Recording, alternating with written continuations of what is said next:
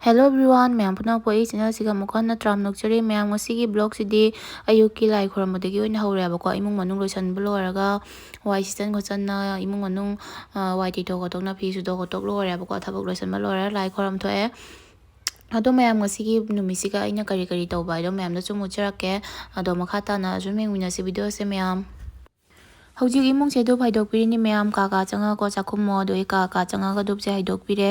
ꯑꯗꯣ ꯍꯧꯖꯤꯛ ꯂꯥꯏ ꯈꯣꯏꯔꯝꯕꯁꯨ ꯂꯣꯏꯁꯜꯂꯦ ꯃꯌꯥꯝ ꯂꯥꯏ ꯈꯣꯏꯔꯝꯕꯁꯨ ꯂꯣꯏꯔꯦ ꯑꯗꯣ ꯐꯤ ꯑꯁꯨꯕ ꯈꯔ ꯂꯩꯕꯀꯣ ꯐꯤ ꯑꯁꯨꯕ ꯈꯔ ꯂꯩꯕꯁꯦ ꯐꯧꯗꯣꯛꯄꯤꯔꯅꯤ ꯃꯄꯥꯟꯗ ꯅꯨꯡꯁꯥꯁꯨ ꯌꯥꯝꯅ ꯁꯥꯏꯌꯦꯕꯀꯣ ꯍꯟꯗꯛꯁꯦ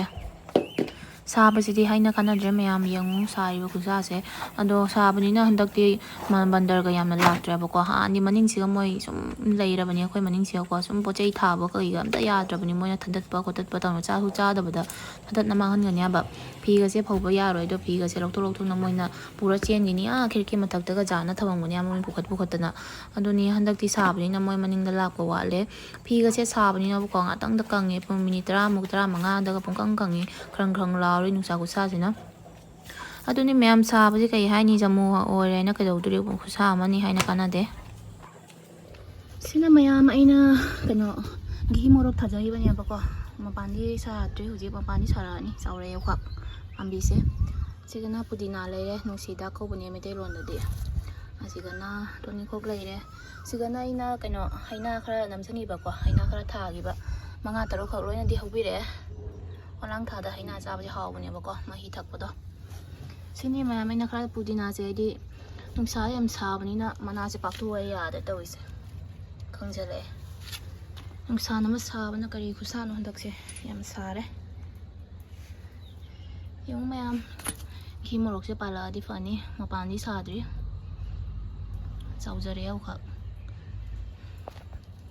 ꯍꯧꯖꯤꯛ ꯐꯤ ꯐꯧꯕ ꯈꯣꯠꯄ ꯂꯣꯏꯅ ꯃꯅꯨꯡꯗ ꯆꯪꯉꯦ ꯃꯌꯥꯝ ꯑꯗꯣ ꯆꯥꯛ ꯊꯣꯡꯕ ꯈꯣꯠꯄꯗꯤ ꯃꯌꯥꯝꯗ ꯎꯠꯆꯔꯛꯇ꯭ꯔꯦꯕꯀꯣ ꯁꯥꯕꯁꯤꯒꯀꯣ ꯆꯥꯛꯈꯨꯝꯗ ꯂꯩꯔꯗꯤ ꯑꯃꯨꯛ ꯍꯦꯟꯅ ꯍꯨꯃꯥꯡꯁꯦ ꯁꯧꯅꯀꯣ ꯑꯃꯨꯛ ꯍꯦꯟꯅ ꯁꯥꯕ ꯍꯦꯜꯂꯦꯕ ꯑꯗꯨꯅ ꯚꯤꯗꯤꯑꯣ ꯅꯝꯖꯔꯛꯇ꯭ꯔꯦ ꯃꯌꯥꯝ ꯊꯣꯡꯕ ꯈꯣꯠꯄꯒꯤꯗꯤ ꯑꯗꯣ ꯃꯌꯥꯝꯗ ꯁꯨꯝ ꯎꯠꯆꯔꯛꯀꯦ ꯀꯩ ꯃꯊꯦꯜ ꯇꯧꯒꯦ ꯑꯗꯣ ꯉꯁꯤ ꯌꯦꯡꯃꯤꯟꯅꯁꯤꯀꯣ ꯁꯤꯗ ꯂꯩꯔꯦ ꯃꯌꯥꯝ ꯁꯒꯣꯜ ꯍꯋꯥꯏꯁꯦ ꯆꯝꯊꯣꯡ ꯑꯣꯏꯅ ꯇꯧꯁꯜꯂꯦꯕꯀꯣ ꯊꯥꯎ ꯆꯥꯅꯤꯡꯗꯅ ꯊꯥꯎ ꯆꯥꯃꯟꯈ꯭ꯔꯦ ꯍꯥꯏꯅꯀꯣ ꯁꯤ ꯆꯝꯊꯣꯡ ꯑꯣꯏꯅ ꯇꯧꯁꯜꯂꯦ ꯁꯥꯕꯁꯤꯒ ꯁꯨꯝ ꯆꯝꯊꯣꯡ ꯆꯥꯕꯅ ꯍꯥꯎꯕ ꯍꯦꯟꯕꯅꯦꯕꯀꯣ ꯑꯗꯨꯅ ꯁꯤ ꯇꯧꯁꯜꯂꯦ ꯑꯁꯤꯒꯅ ꯁꯨꯝ ꯇꯣꯉꯥꯟꯒ ꯉꯥꯔꯤꯒ ꯇꯧꯔꯒ ꯇꯤꯜꯍꯧꯒ ꯇꯧꯔꯒ ꯃꯦꯠꯂꯦ ꯐꯗꯤꯒꯣꯝ ꯈꯔ ꯊꯥꯛꯆꯜꯂꯒ ꯁꯤꯅꯤ ꯁꯨꯃꯥꯏꯅ ꯆꯝꯊꯣꯡ ꯑꯃ ꯇꯧꯔꯒ ꯁꯨꯃꯥꯏꯅ ꯃꯦꯠꯄꯁꯤ ꯌꯥꯝ ꯍꯥꯎꯕꯅꯦꯕꯀꯣ ꯃꯌꯥꯝ ꯆꯥꯛꯁꯤꯗꯤ ꯑꯩꯅ ꯀꯥꯔꯦꯟ ꯂꯩꯔꯤꯉꯩꯗ ꯁꯨꯝ ꯊꯥꯡꯒꯠꯈ꯭ꯔꯦ ꯔꯥꯏꯁ ꯀꯨꯀꯔꯗ ꯀꯥꯔꯦꯟ ꯁꯥꯕꯅꯤꯅ ꯍꯧꯖꯤꯛ ꯀꯥꯔꯦꯟ ꯌꯥꯝ ꯆꯠꯂꯤꯌꯦꯕꯀꯣ ꯁꯤꯒ ꯀꯥꯔꯦꯟ ꯈꯨꯠꯆꯠ ꯑꯃꯅꯤ ꯑꯗꯨꯅ ꯁꯨꯝ ꯀꯥꯔꯦꯟ ꯂꯩꯔꯤꯉꯩꯗ ꯑꯩꯅ ꯆꯥꯛꯁꯦ ꯊꯥꯡꯒꯠꯈ꯭ꯔꯦ ꯃꯨꯜꯂꯦ ꯑꯗꯨꯅꯤ ꯃꯌꯥꯝ ꯑꯁꯤ ꯇꯧꯁꯜꯂꯦ ꯁꯨꯝ ꯁꯤꯝꯄꯜꯗ ꯑꯗꯣ ꯕꯣꯔꯥ ꯑꯃ ꯍꯧꯅꯤ ꯍꯣꯔꯦꯟ ꯃꯥ ꯂꯥꯛꯑꯒ ꯁꯨꯝ ꯍꯧꯔꯒꯦ ꯕꯣꯔꯥꯗꯤ ꯈꯨꯗꯛꯇ ꯍꯧꯔ ꯆꯥꯕꯅ ꯍꯥꯎꯕ ꯍꯦꯟꯕꯅꯦꯕꯀꯣ ꯍꯧꯗꯣꯛꯅ ꯊꯝꯕꯗꯤ ꯍꯥꯎꯇꯕꯅꯦ ꯑꯗꯨꯅ ꯀꯣꯟꯅ ꯁꯨꯝ ꯍꯧꯔꯒꯦ ꯕꯣꯔꯥꯗꯤ ꯍꯣꯔꯦꯟ ꯆꯥꯔꯝꯗꯥꯏꯗ ꯐꯨꯠꯁꯜꯂ ꯊꯝꯃꯒꯦ ꯍꯧꯖꯤꯛ ꯑꯃꯁꯨ ꯄꯨꯡ 2:30 ꯑꯗꯨꯋꯥꯏꯗ ꯊꯕꯛꯇ ꯍꯜꯂꯛꯑꯦꯕꯀꯣ ꯍꯧꯖꯤꯛ ꯄꯨꯡ 1ꯕꯨꯗꯤ ꯇꯥꯗ꯭ꯔꯤ ꯋꯥꯠꯂꯤ ꯑꯗꯨꯅ ꯀꯣꯟꯅ ꯁꯨꯝ ꯊꯣꯡꯅ ꯈꯣꯠ ꯇꯧꯔꯅꯤ ꯕꯣꯔꯥꯗꯤ ꯏꯆꯥꯅꯨꯄꯥꯁꯨ ꯇ꯭ꯌꯨꯁꯟꯗ ꯆꯠꯈꯤꯌꯦꯕꯀꯣ ꯑꯗꯣ ꯉꯥꯏꯍꯥꯛ ꯂꯩꯔꯒ ꯂꯧꯕ ꯆꯠꯂꯅꯤ ꯁꯤꯒꯤ ꯃꯣꯔꯣꯛꯁꯦ ꯌꯦꯡꯉꯣ ꯃꯌꯥꯝ ꯑꯩꯅ ꯄ꯭ꯂꯥꯁꯇꯤꯛꯀꯤ ꯗꯕꯥ ꯑꯝꯇ ꯃꯅꯨꯡꯗ ꯍꯥꯞꯆꯜꯂ ꯊꯝꯃꯦꯕꯀꯣ ꯈꯔꯒꯁꯨ ꯂꯩꯔꯤ ꯑꯐꯕ ꯈꯟꯗꯣ ꯁꯤꯅ ꯂꯣꯏꯅ ꯇꯤꯟꯅ ꯃꯅꯨꯡꯗ ꯇꯤꯟ ꯆꯪꯅ ꯇꯧꯔꯤꯁꯤ ꯌꯦꯡꯉꯣ ꯑꯗꯣ ꯑꯩꯅ ꯅꯨꯡꯁꯥꯗ ꯐꯧꯗꯣꯛꯀꯦꯅ ꯐꯠꯇꯕꯁꯦ ꯈꯔ ꯈꯜꯂꯒ ꯂꯧꯊꯣꯔꯛꯏꯅꯤ ꯅꯨꯡꯁꯥꯗ ꯐꯧꯗꯣꯛ ꯇꯤꯟꯁꯤꯡꯁꯦ ꯊꯣꯛꯈꯤꯗꯣꯏꯔꯥ ꯍꯥꯏꯅꯀꯣ ꯅꯨꯡꯁꯥꯗ ꯐꯧꯗꯣꯛꯀꯦ ꯒ꯭ꯔꯤꯟ ꯇꯤ ꯈꯔ ꯊꯛꯀꯦ ꯃꯌꯥꯝ ꯏꯁꯤꯡ ꯁꯥꯍꯟꯒꯦ ꯆꯥ ꯌꯥꯝ ꯊꯛꯇꯦꯕꯀꯣ ꯒ꯭ꯔꯤꯟ ꯇꯤꯁꯤꯅ ꯄꯥꯝꯖꯕ ꯍꯦꯜꯂꯦ ꯒ꯭ꯔꯤꯟ ꯇꯤ ꯈꯔ ꯊꯛꯀꯦ ꯈꯔ ꯏꯁꯤꯡꯁꯦ ꯈꯔ ꯃꯥꯜꯂꯦ ꯁꯥꯍꯟꯒꯤꯒꯦ ꯏꯁꯤꯡꯁꯦ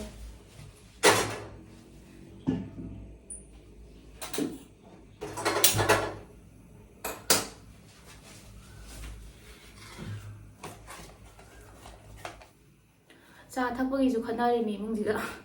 ꯍꯥꯏꯗꯤ ꯑꯩꯈꯣꯏ ꯅꯨꯄꯥꯅ ꯆꯥ ꯌꯥꯝ ꯄꯥꯝꯖꯕ ꯑꯩꯅ ꯆꯥꯁꯦ ꯌꯥꯝ ꯊꯛꯇꯕꯀꯣ ꯍꯥꯏꯗꯤ ꯆꯥ ꯌꯥꯝ ꯊꯛꯀꯅꯨ ꯐꯠꯇꯦ ꯍꯥꯏꯅ ꯒ꯭ꯔꯤꯟ ꯇꯤꯗ ꯊꯛꯎ ꯍꯥꯏꯅ ꯃꯥꯅ ꯒ꯭ꯔꯤꯟ ꯇꯤꯗ ꯊꯛꯅꯤꯡꯗꯕꯀꯣ ꯅꯨꯄꯥ ꯍꯥꯏꯁꯦ ꯑꯐꯕ ꯄꯣꯠ ꯇꯧ ꯍꯥꯏꯗꯤ ꯃꯣꯏ ꯇꯧꯕꯅꯦꯕ ꯑꯐꯕ ꯄꯣꯠ ꯊꯛꯎ ꯆꯧ ꯍꯥꯏꯗꯤ ꯌꯥꯗꯕꯅꯦꯕ ꯆꯥꯒ ꯌꯥꯝ ꯄꯤꯊꯛꯇ꯭ꯔꯕꯗꯨꯅ ꯒ꯭ꯔꯤꯟ ꯇꯤ ꯆꯠꯅꯕ ꯄꯤꯊꯛꯑꯕꯅꯤ ꯃꯉꯣꯟꯗꯁꯨ ꯏꯁꯤꯡꯁꯦ ꯁꯧꯅ ꯊꯥꯡꯊꯔꯦ ꯁꯤ ꯈꯔ ꯇꯤꯡꯁꯟꯅ ꯉꯥꯏꯍꯥꯛ ꯊꯝꯃꯒꯦ ꯃꯤꯅꯤꯠ 1-2ꯃꯨꯛ ꯊꯝꯃꯒ ꯑꯗꯨꯒ ꯑꯩ ꯊꯛꯑꯒꯦ ꯀꯨꯞꯁꯜꯂ ꯊꯝꯒꯦ ꯉꯥꯏꯍꯥꯛ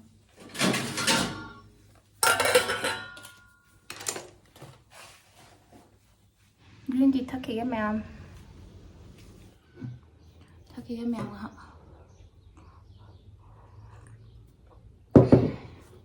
ꯑꯩꯁꯨ ꯑꯍꯥꯟꯕ ꯍꯩꯅꯔꯝꯗꯦꯕꯀꯣ ꯒ꯭ꯔꯤꯟ ꯇꯤꯁꯦ ꯊꯛꯄ ꯑꯩ ꯏꯁꯥꯁꯦ ꯌꯥꯝꯅ ꯅꯣꯏꯈꯠꯂꯨꯔꯦꯕꯀꯣ 70 kgꯃꯨꯛ ꯌꯧꯔꯦ ꯑꯗꯨꯅ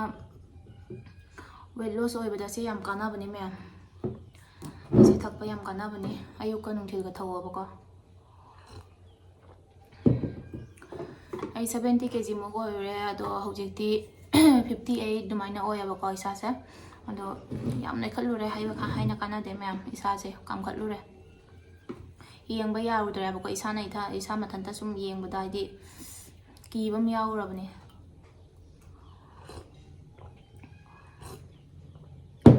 ꯃꯌꯥꯝꯅ ꯑꯩꯒꯤ ꯋꯦꯠ ꯂꯣꯁ ꯀꯃꯥꯏꯅ ꯀꯔꯤ ꯆꯥꯔꯒ ꯀꯃꯥꯏꯅ ꯇꯧꯔꯒ ꯑꯣꯏꯈ꯭ꯔꯤꯅꯣ ꯍꯥꯏꯗꯣ ꯃꯌꯥꯝ ꯁꯨꯝ ꯀꯩꯅꯣ ꯄꯥꯝꯃꯗꯤ ꯁꯨꯝ ꯍꯥꯏꯕꯤꯔꯛꯑꯣꯕꯀꯣ ꯀꯃꯦꯟꯇ ꯑꯩ ꯃꯌꯥꯝꯅ ꯁꯨꯝ ꯑꯗꯨꯒꯤ ꯎꯠꯆꯔꯛꯀꯦ ꯁꯦꯝꯖꯔꯛꯀꯦꯕꯀꯣ ꯚꯤꯗꯤꯑꯣ ꯀꯃꯥꯏꯅ ꯇꯧꯔꯒ ꯀꯔꯤ ꯇꯧꯔꯒ ꯋꯦꯠ ꯂꯣꯁ ꯑꯣꯏꯈ꯭ꯔꯤꯅꯣ ꯍꯥꯏꯗꯣ ꯃꯌꯥꯝꯅ ꯁꯨꯝ ꯁꯦꯝꯖꯔꯛꯀꯦꯕꯗꯣ ꯑꯗꯨꯒꯤꯁꯨ ꯚꯤꯗꯤꯑꯣ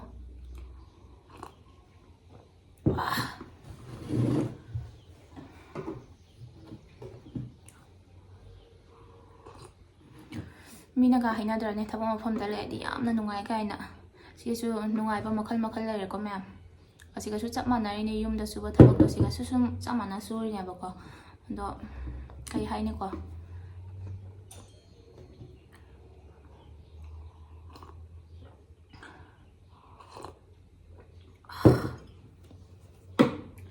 ꯌꯨꯝꯗꯅ ꯈꯔ ꯔꯨꯝ ꯆꯥꯎ ꯈꯣꯠ ꯇꯧꯏ ꯑꯗꯣ ꯁꯤꯒꯅ ꯈꯔ ꯄꯤ ꯍꯥꯏꯖꯕꯩ ꯋꯥꯇꯅꯦꯕꯀꯣ ꯊꯕꯛꯇꯤ ꯆꯞ ꯃꯥꯟꯅꯩ ꯃꯌꯥꯝ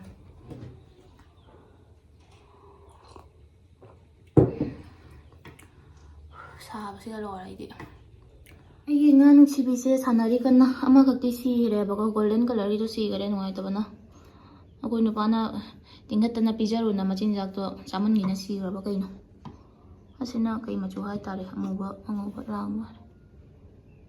ꯗꯤ ꯍꯤꯡꯅ ꯂꯩꯔꯤ ꯑꯃꯈꯛꯀ ꯂꯩꯔꯛꯀꯅꯤ ꯉꯥꯗꯤ ꯁꯥꯟꯅꯖꯔꯤ ꯃꯥꯁꯨ ꯏꯁꯤꯡꯁꯦ ꯅꯣꯡꯃ ꯍꯞꯇꯥ ꯑꯃꯗ 2ꯔꯛ ꯁꯤꯜꯂꯦꯕꯀꯣ ꯏꯁꯤꯡꯁꯦ ꯑꯗꯨꯝ ꯁꯥꯟꯅꯔꯤ ꯃꯊꯟꯇ 2ꯗꯣ ꯁꯨꯔꯗꯤ ꯅꯨꯡꯉꯥꯏꯅꯀꯣ ꯄꯨꯟꯅ ꯃꯅꯨꯡꯗ ꯂꯩꯕ ꯃꯊꯟꯇ ꯉꯥꯏꯔꯦ ꯍꯧꯖꯤꯛ ꯍꯥꯏꯇꯥꯔꯦ ꯃꯌꯥꯝ ꯍꯧꯖꯤꯛ ꯏꯆꯥꯅꯨꯄꯥ ꯇ꯭ꯌꯨꯁꯟꯗꯒꯤ ꯂꯧꯕ ꯆꯠꯂꯒꯦ ꯃꯣꯏꯒꯤ ꯁ꯭ꯀꯨꯜꯁꯨ ꯁꯨꯇꯤ ꯑꯣꯏꯕꯅꯤꯅ ꯇ꯭ꯌꯨꯁꯟ ꯊꯥꯏꯅꯦꯕꯀꯣ ꯌꯨꯝꯗ ꯂꯩꯔꯗꯤ ꯌꯥꯝꯅ ꯂꯥꯡꯁꯟꯅꯩꯑꯕꯀꯣ ꯂꯥꯏꯔꯤꯛ ꯄꯥꯎ ꯈꯣꯠꯂꯣ ꯍꯥꯏꯔꯒ ꯌꯥꯝꯅ ꯍꯥꯏꯗꯤ ꯂꯥꯡꯁꯟꯅꯩꯑꯕ ꯑꯗꯨꯅ ꯇ꯭ꯌꯨꯁꯟ ꯊꯥꯔꯤꯅꯤ ꯃꯌꯥꯝ ꯂꯧꯕ ꯆꯠꯂꯨꯈꯤꯒꯦ ꯄꯦꯗꯣ ꯀꯥꯏ ꯊꯝꯒ꯭ꯔꯦ ꯈꯪꯗꯦ ꯇꯧꯔꯤꯁꯦ ꯅꯨꯡꯁꯥꯅꯒ ꯁꯥꯔꯤ ꯊꯣꯛꯑꯒꯦ ꯃꯌꯥꯝ ꯑꯉꯥꯡ ꯂꯧꯕ ꯆꯠꯂꯤ ꯃꯌꯥꯝ ꯈꯨꯠꯁꯥꯁꯤꯗꯤ ꯂꯣꯏꯔꯦꯍꯦ ꯃꯄꯥꯅ ꯆꯥꯛꯑꯦ ꯍꯥꯏꯁꯤꯅꯤ ꯁꯥꯔꯦ ꯅꯨꯡꯁꯥ ꯈꯨꯠꯁꯥꯁꯤꯗꯤ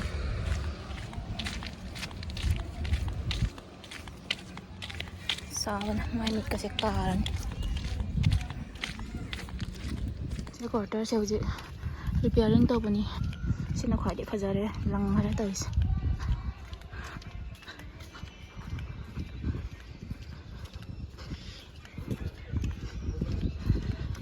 ꯁꯦꯝꯃꯤ ꯀꯟꯅ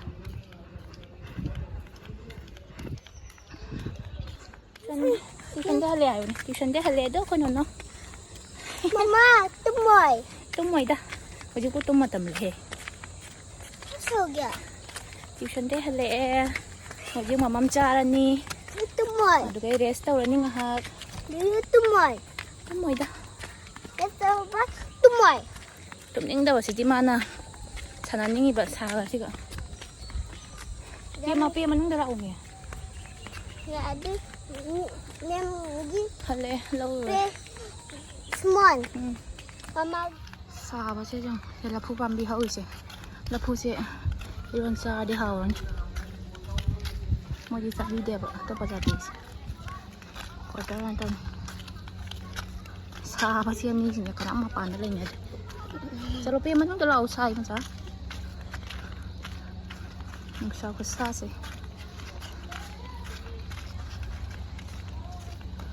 ꯑꯥꯗ ꯄꯥꯔꯛ ꯂꯩꯔꯦ ꯑꯉꯥꯡ ꯁꯥꯟꯅꯅꯕ ꯑꯉꯥꯡ ꯆꯥꯛ ꯄꯤꯖꯈꯤꯒꯦ ꯃꯌꯥꯝ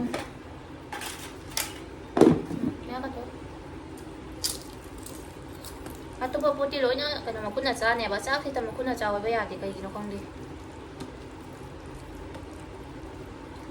ꯄꯕꯛ ꯆꯥꯎ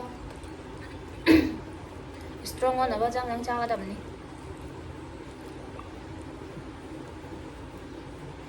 ꯆꯥꯛ ꯆꯥꯕꯁꯦ ꯄꯨꯔꯥ ꯄꯨꯡ 1 ꯆꯪꯗꯣꯏꯁꯦ ꯄꯨꯡ 1 ꯑꯃ ꯁꯥꯏꯕꯣꯏ ꯁꯥꯏꯗꯕꯣꯏ ꯇꯥꯄꯤ ꯇꯥꯄꯤꯅ Tiktok ꯁꯥꯏꯗꯅ ka he. ꯅꯧꯔꯦ ꯄꯥꯖꯪꯅ ꯁꯥꯏ ꯃꯆꯥ Tu dia kan. Akal Akal Buku.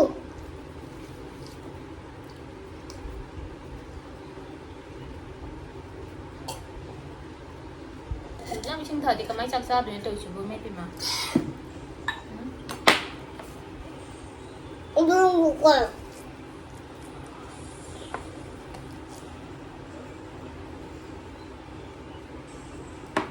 ꯍꯧꯖꯤꯛꯁꯦ ꯄꯨꯡ 2:10 ꯌꯧꯔꯦ ꯃꯥꯁꯨ ꯉꯥꯏꯍꯥꯛ ꯂꯩꯔꯗꯤ ꯂꯥꯛꯑꯅꯤ ꯗ꯭ꯌꯨꯇꯤꯗꯒꯤ ꯅꯪ ꯆꯥꯎ ꯄꯥꯄꯥ ꯂꯥꯛꯀꯦ ꯅꯪ ꯆꯥꯎ ꯆꯥꯛ ꯆꯥꯈꯤꯌꯦ ꯃꯌꯥꯝ ꯑꯃꯁꯨ ꯊꯕꯛ ꯇꯍꯜꯂꯦ ꯆꯥꯛꯁꯦ ꯉꯁꯤꯗꯤ ꯈꯤꯇꯪꯇ ꯆꯥꯖꯔꯒꯦ ꯆꯥꯛ ꯆꯥꯃꯟꯈ꯭ꯔꯦ ꯌꯥꯔꯦ ꯑꯃꯦꯠꯄꯤꯗꯣ ꯍꯥꯞꯄꯣ ꯑꯁꯥꯕꯁꯦ ꯆꯝꯊꯣꯡ ꯆꯥꯕꯅ ꯍꯥꯎꯕ ꯍꯦꯜꯂꯦꯕ ꯊꯥꯎ ꯆꯥꯅꯤꯡꯗꯦ ꯑꯣꯛ ꯊꯣꯡ ꯆꯥꯅꯤ ꯀꯅꯥꯏꯗꯅꯣ ꯊꯣꯡꯉ ꯆꯥꯎ ꯆꯠꯁꯤꯒꯗꯤ ꯄꯨꯁꯜꯂꯛꯀꯅꯨ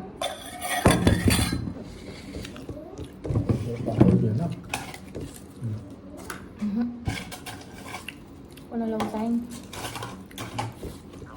ꯆꯥꯏꯌꯦ ꯃꯌꯥꯝꯗ ꯆꯥꯛꯁꯦ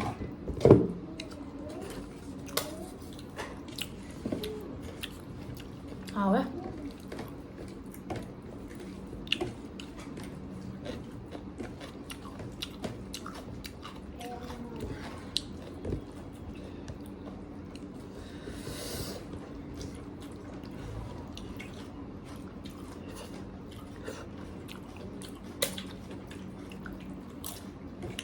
ꯍꯩꯔꯤꯕꯣꯞꯀ ꯊꯥꯛꯑꯒ ꯊꯣꯡꯉꯦ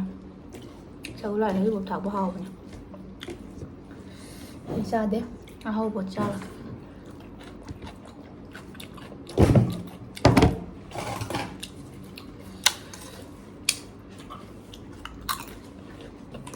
हईनदबदो मौसा अभी कौन सा कर रहा है मैथ्स इंग्लिश कौन सा नंबरिंग करो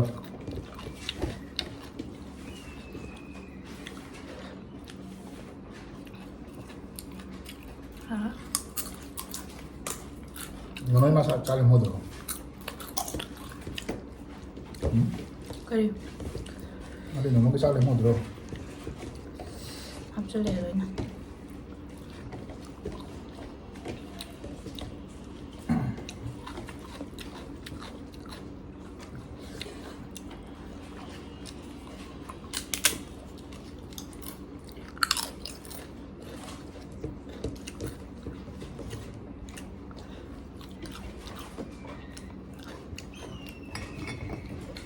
इधर लेके आओ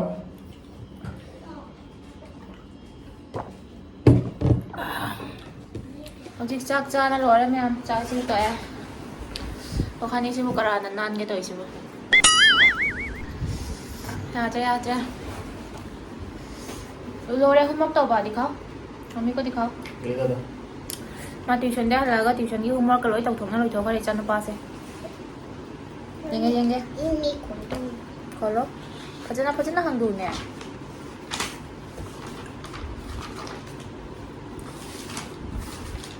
कहाँ है होमवर्क का तौना लोइथोखरे मा ट्यूशन की सेसु लोइथोबो सेसु लोरे T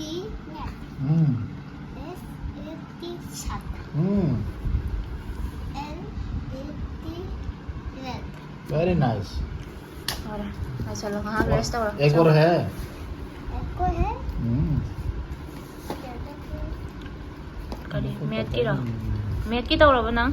Tabe. दिखाओ Eko. कहां है मैथ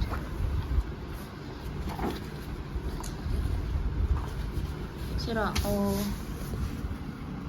1 2 कई रे रो O N E 1. हम्म T W O 2. Very good यार इधर भी लिखा है क्या ओ इधर भी लिखा है ना कर लो चलो Horen sanda dong terus. TWO2. Hꯧꯖꯤꯛ ꯃꯌꯥꯝ ꯍꯥꯁ ꯃꯣꯔꯥ ꯆꯥꯔꯤꯗꯣ ꯍꯖꯝ ꯑꯣꯏꯅꯕ ꯍꯥꯏꯅ ꯆꯥꯛ ꯇꯣꯛꯄꯒꯤ ꯉꯥꯏꯍꯥꯛ ꯄꯣꯊꯥꯒꯦ ꯃꯌꯥꯝ ꯑꯗꯨꯗꯤ ꯅꯨꯡꯊꯤꯜꯒꯤ ꯋꯥꯔꯦꯕꯀꯣ